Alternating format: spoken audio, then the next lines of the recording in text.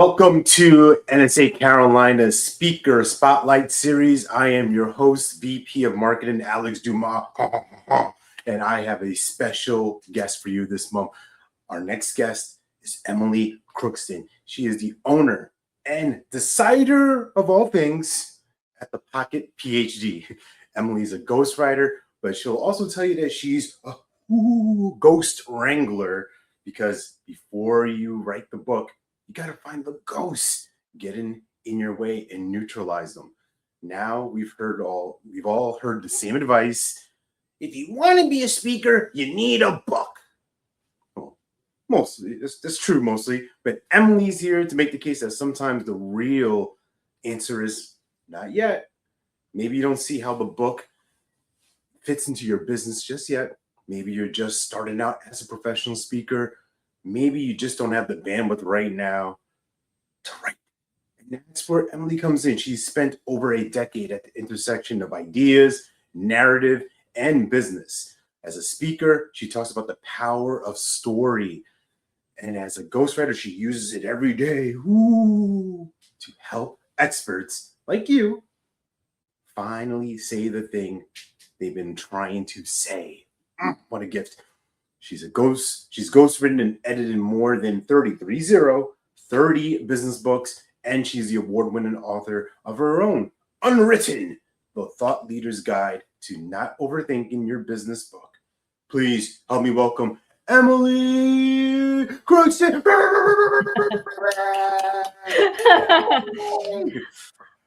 Yay. Wow. Hi, Alex. Great to be here. Great to see you. I hope that wasn't too much. That might have been a little bit, but it's just what it is. We want to spotlight I love it. Amazing speakers like you, amazing thought leaders and authors, and I'm excited to have this conversation with you. So before we really dive in, what was it like hearing that? Is it like, oh my goodness, who's he talking about? Or is it like, damn right, that's me. Yeah, I mean, it's great to hear the accolades. It's great to be introduced. I love it. Thank you. Fantastic. So let's just go into the origin story, right? Because we're ghostwriting, we are ghost creating as we go in this moment. So tell me about where your love of books and writing came from. Yeah. Interestingly enough, I wasn't a huge reader. I wasn't a huge writer when I was like a young kid. I did love ideas. My first grade teacher told my parents, "Oh, Emily just loves ideas," and that's what really led me to becoming a philosophy major in college. I had to take either philosophy or religion, and I said, "Oh, I don't know what philosophy is. I know what religion is. Let me take philosophy."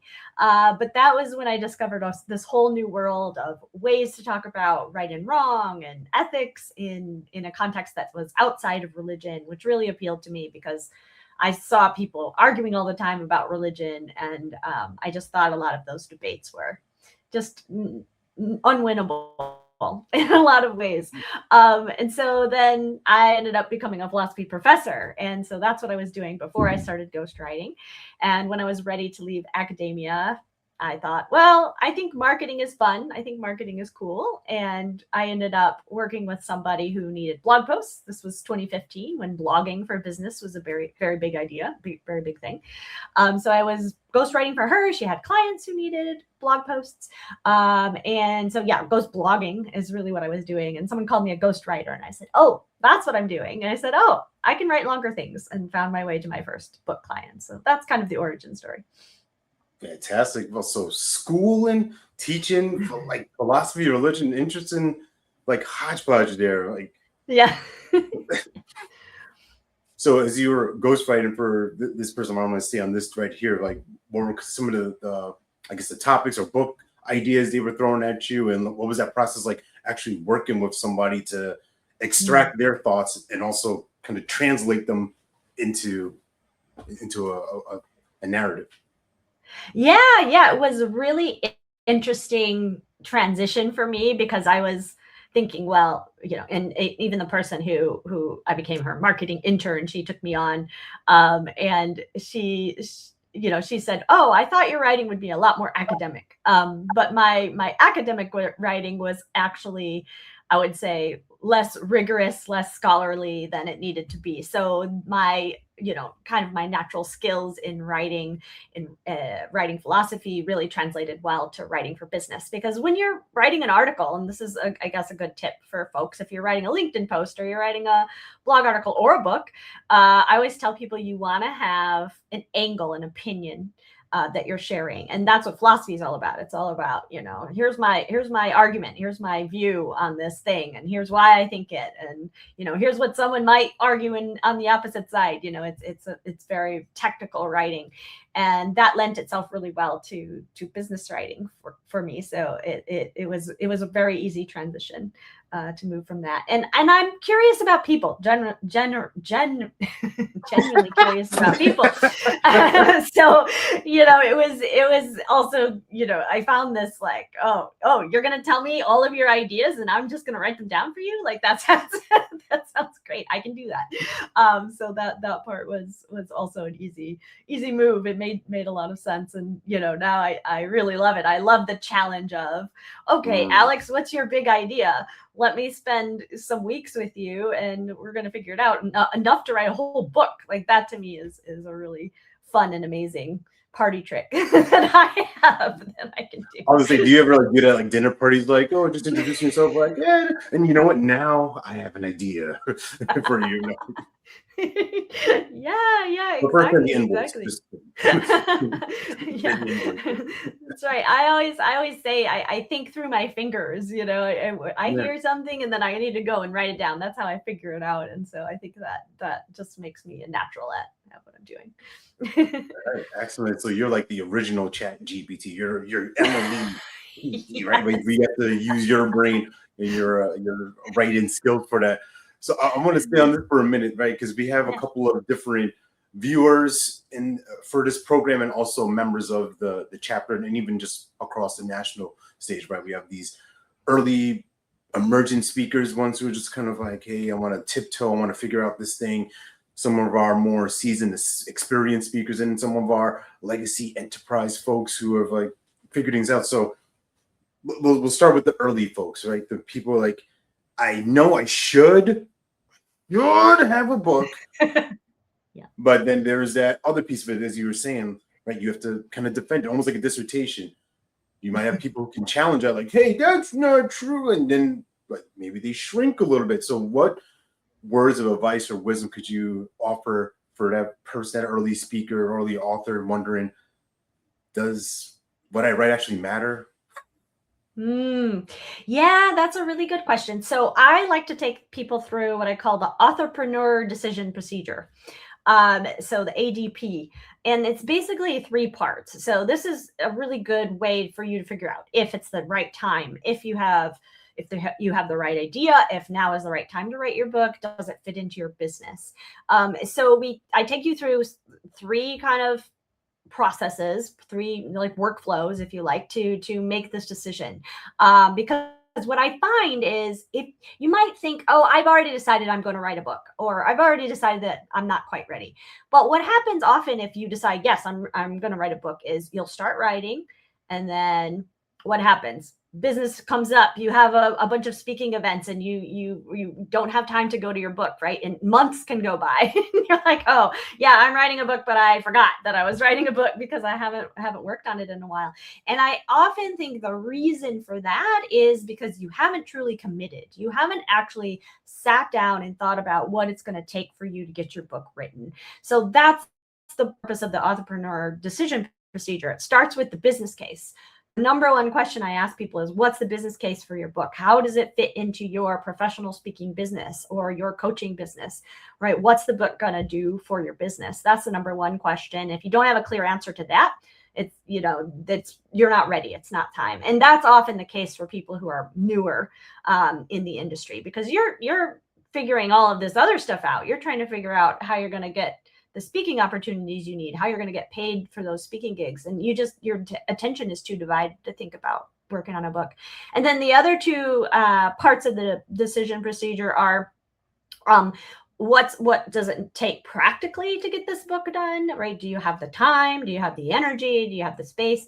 So it's really about figuring out how all of that fits in, how writing a book really fits into the business that you're running today. Yeah, wise words. As somebody who is, as for the time of recording this, in the middle of writing his first solo book, out, ooh, and oh, yeah, Yeah. those are pains, but it'll be worth it. I promise. On the other side, even though I'm Yes. not there yet, I just know. I know it's gonna be all right. Yeah, you'll get there. And anybody, I'm all for. I'm a ghostwriter for sure, and I love to do editing, but I'm all for people writing their own books too. There are very good reasons to write your own book. So, I'm always happy to chat with folks about book ideas, whether you're interested in using a ghostwriter or not. I talk a lot of people out of writing books. I have no problem. Like I said, that it's a true decision procedure. Yes or no. Those are both legitimate paths. Yeah. What is that conversation like? Emily, I've got this idea. This book is gonna save the world with lollipops. I promise you. Like, just stay with me. Yeah, right? Yeah. What is that like, talking somebody off the ledge, so to speak, metaphorically? Like, Yeah. This is maybe not the best use of your brain power. Right. Well, as an idea person, I know how mesmerizing ideas can be. You can really be in love with an idea and 100% convinced it can change the world. And it probably can. You're probably right about that. But there's just this practical side of all of it. You just have to find the time. And so often people, I've seen the statistic, like 97% of people who want to write books never write them, and so it's, you're in the 3% if you actually manage to get a draft done. So, just keep that in mind. But yeah, there's all kinds of practical things that can get in your way. Unfortunately, if you could snap your fingers and have the book done, that would be amazing. But that's not how things work. It takes a lot of hard work. And I'm a big advocate for word count goals. Set yourself a weekly word count goal and just hit it, and that draft will be done. It's just a math problem. You hit that word count, you'll get there, and then you'll feel really good when you have a whole draft and you can edit it. Yeah, I like that breakdown of it, right? The word count goal, because it's a tangible thing, right? It's an easy thing. Like, all right, I'm going to put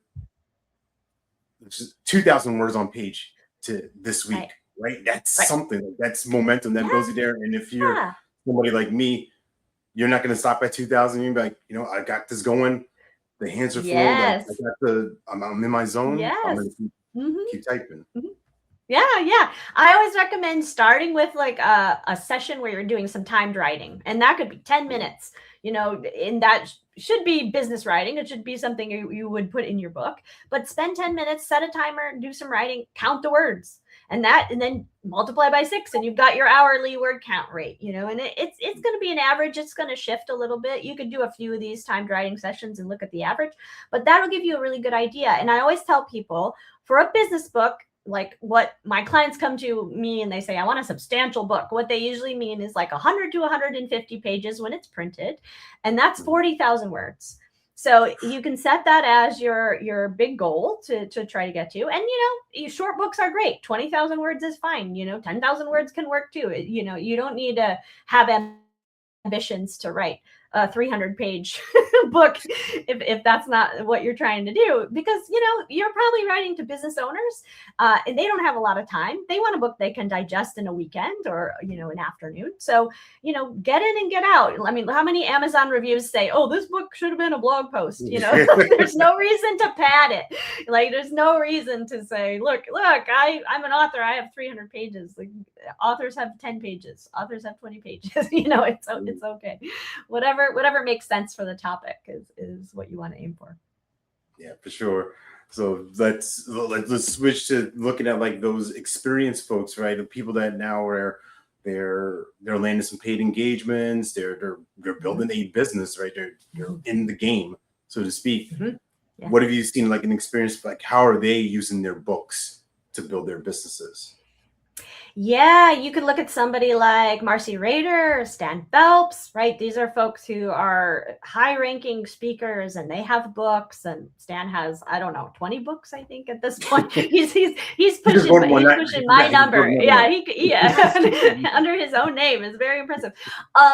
But you can look at what those folks do with a book. It's when people say speakers need to have a book, it's really because speakers have ideas. Speakers have big ideas, right? Not just, a short LinkedIn post idea. They have big frameworks and big ideas. And so it just makes a lot of sense to put that down in a book. It's something that, people can find 24/7, right? It does a little bit of work for you when you're sleeping, and it can absolutely help you land higher paid speaking gigs. So if you're trying to get to the next level and you're already pretty consistent with the professional speaking business that you have, a book might be a really nice add-on. You have to keep it in perspective, though. A book is probably a $20 product for you. It's and if you're thinking about when you're speaking, you're really attracting your next speaking opportunity in the most perfect world. Like, don't think about, I'm going to get to the back of the room and sell books. You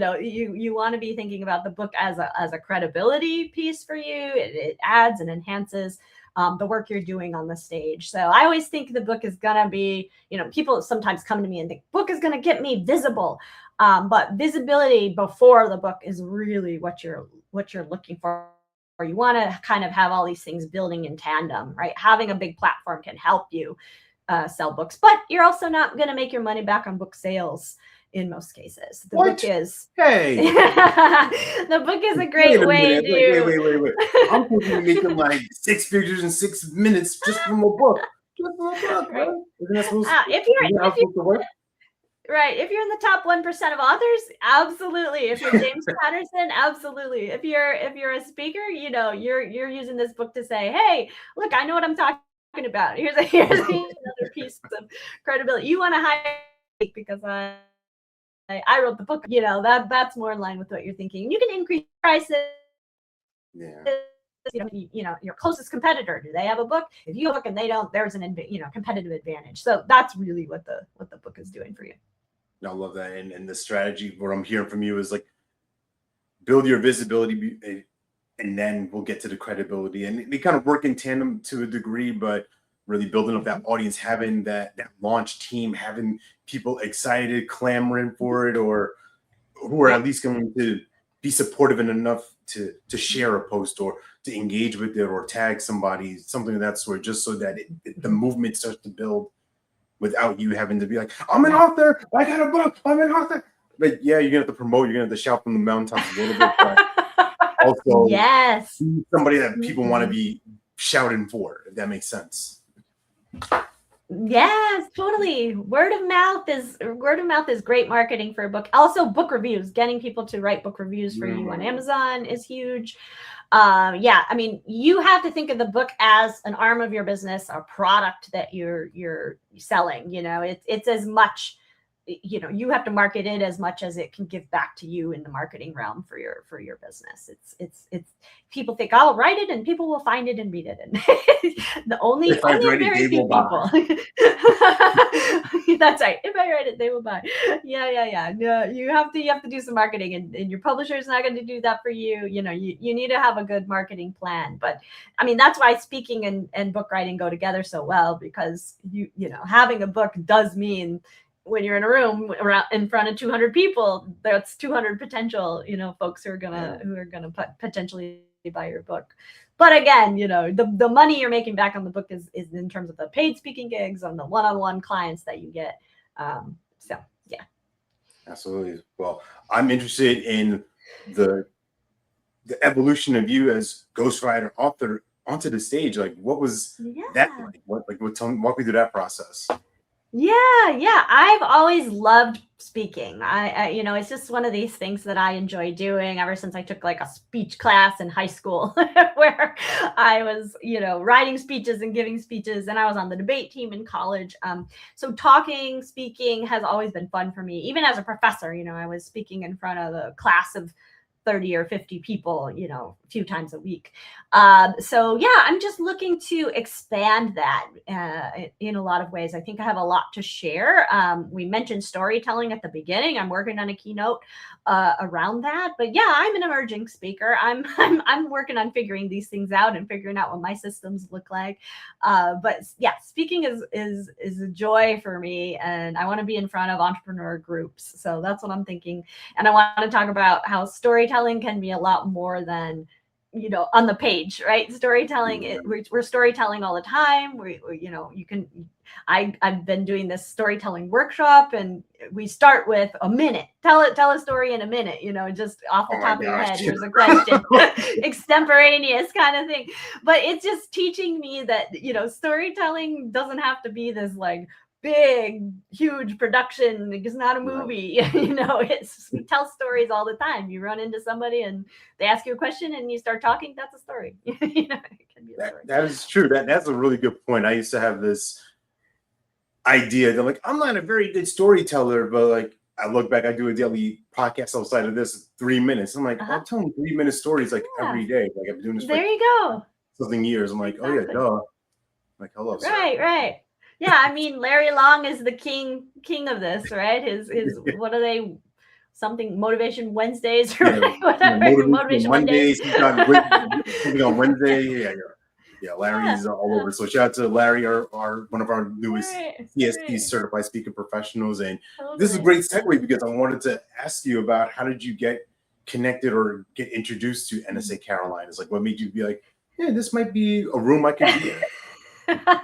Yeah, I want to do more speaking, so I was like, I think if I'm going to be around speakers, that's going to just help me to think more about speaking. So that was my main motivation for joining. But it's such a generous group, you know. Everybody is you know, if you have a question, you can ask anybody, and if you bring a specific question to anyone, they have an answer for you. And so it's really supportive, and there's so much accountability. I was in a speaker mastermind group in the spring, and you know, it's really good to be around that kind of energy when you're new and when you're trying to figure things out. And I'm constantly amazed at how the big heavy hitters even show up to, you know, second Saturdays or whatever. Like you get FaceTime with really amazing speakers, and so yeah, it's really a great organization. I really enjoy it. Thank you. That's a nice unshameless plug because we want folks like you who are watching to take a look at our association, look at our chapter. We have one of the best, if not one of the fastest growing chapters in the country. There's a national membership, and then there's local individual state chapters. NSA Carolinas encompassing North and South, and even some surrounding areas. We have people from Tennessee, from Philly, who are still connected with us. So that's for a reason. So I'm just going to put that there as VP of Marketing. And put that aside, and you know that we want you, and we think this is that's right. What is it? We have the most CSPs and the most CPAEs. If you don't know what that is, so certified speaker professional. If you don't know who that is, person watching, that is basically like your doctorate of speaking. You're bona fide. You make money in this business. People have seen you speak. Your clients have reviewed your work. Your peers have reviewed your work and saying, you know what, you're legit. You're the real deal. And then we have the CPAE, which is basically your Hall of Fame speakers. So you know, think about like football, right? These are the gold jackets. These are the folks who have demonstrated a legacy, a lineage of excellence on the stage and building a great business, and have done that for some time. So if that's a playground that you want to be in, if you want to mess around in our sandbox, like I would highly recommend checking out one of our in-person events, virtual, and you know, decide for yourself. So with all that said, right now we got the commercial out the way. Yeah. Back to Emily, because she's the important one here. So what's something that most people will be fascinated to know about you that's not on LinkedIn, right? I'm going to ask the tough question here. Hold on, let me get the investigative. Tell me about the things you like that aren't related to books. Something people would be interested to know about me. Well, I grew up in Michigan. I don't talk about that as much now that I live in North Carolina, which has much better weather than Michigan, which is a big reason that I love living here. I love to be outside. I love to go paddleboarding. That's one of my favorite things to do in the summer. Yeah, I go to Jordan Lake quite a lot. The lake level is very low, unfortunately, right now because we're having a drought. So I'm a little sad. Every time I look at the lake, I'm like, oh, please rain, please rain. So if you're you know, the kind to do some praying, pray for rain for North Carolina. It's a little dry this summer. All right. Well, we have somebody who's outdoorsy, athletic, and thinker, a scholar. So this, as we get close to wrap it up, the theme for this year is our new president, John Edwards, CSP, has laid out to us as each one, reach one, meaning that there's a reason why you're here. Somebody introduced you. Somebody said you should be in this this association, or whether you found it for yourself, but someone's supporting you along the way. You mentioned the masterminds. You mentioned the different mentors that we have within our chapter, and obviously our other members who are been supportive through Second Saturdays and retreats and whatnot. So when you think about that slogan, that kind of war cry, each one, reach one, what screams on your mind? Like, what lands for you? Yeah, I mean, having the one-on-ones with folks is so important. And I mean, we see each other all the time, big group at Second Saturdays and the retreats. I love the retreats. I always learn so much. So it's great to be in the group. But I mean, there are so many opportunities if you reach out one-on-one to folks. You know, Jessica Myers has been a big supporter group. We've gotten together and worked together a lot. Susie Hansley and I have done a lot together. And yeah, you know, Dr. Susie Hansley. Name drop. Kay Moan is a great partner with me right now. Marcy Rader, I've edited a couple of her books for her. Stan Phelps did an amazing book launch party a couple of weeks back with David Rendell, his co-author. That book, Speak Different, if you haven't read it, it's really, really amazing for speakers. It's going to be my Bible. I have it right here on my desk. You can see I'm like, yeah. Pages are dog here. Oh yeah, that's a amazing book. That's been. I've been using this book, so I can't recommend it enough. So yeah, I mean, there's just incredible people, and you can learn from all of them. I've learned from every person I've come into contact with at NSA. So yeah, that's what I would recommend. We appreciate you. This time with you. You've taught us something, right? You get to now pour back, and we've learned from you. So let me get this up here one more time, because I did fancy graphics. I made this like look really nice. Right? So if you don't know where to find Emily Crookston, right? Books, Crooks? No, Emily Crookston. Emily Books. I'm sure you never heard that before. But I should change my name. That's good.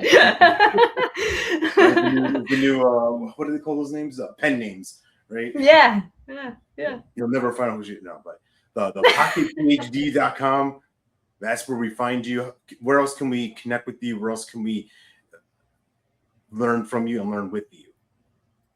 You can find me on LinkedIn. I'm Emily Crookston. That's the best place. And then, yeah, of course, the website. And if you want to get on my email list, there's a newsletter, subscribe at the bottom of the first page on the website. So you can grab that. Fantastic. So now we're about to officially wrap up. Is there anything that you want to share or say that we haven't talked about, that we haven't brought up in this space yet? I just want to tell everybody, even if you're a brand new speaker, even if you're working on your first book, you've never written a book before, I want to remind you that you are an expert right now, starting day one. You know, there's a reason you're on that stage, and it's not your first rodeo. You know, it might feel like your first rodeo. You might feel out of your depth in a lot of ways, but just stay grounded in the fact that you are the expert.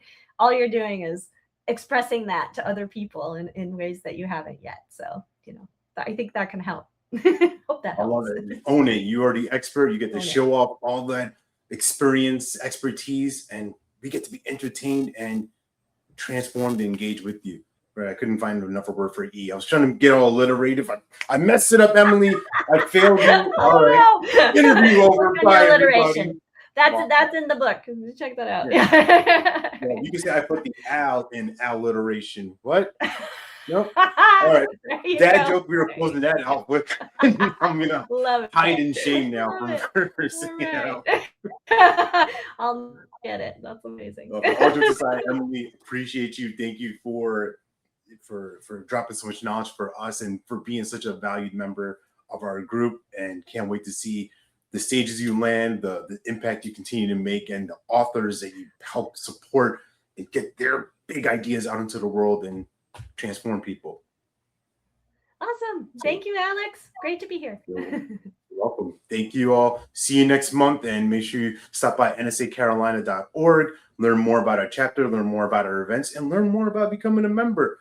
Each one, and this is the place for you to not only become a better speaker, but build a better speaking business. We'll see you next month.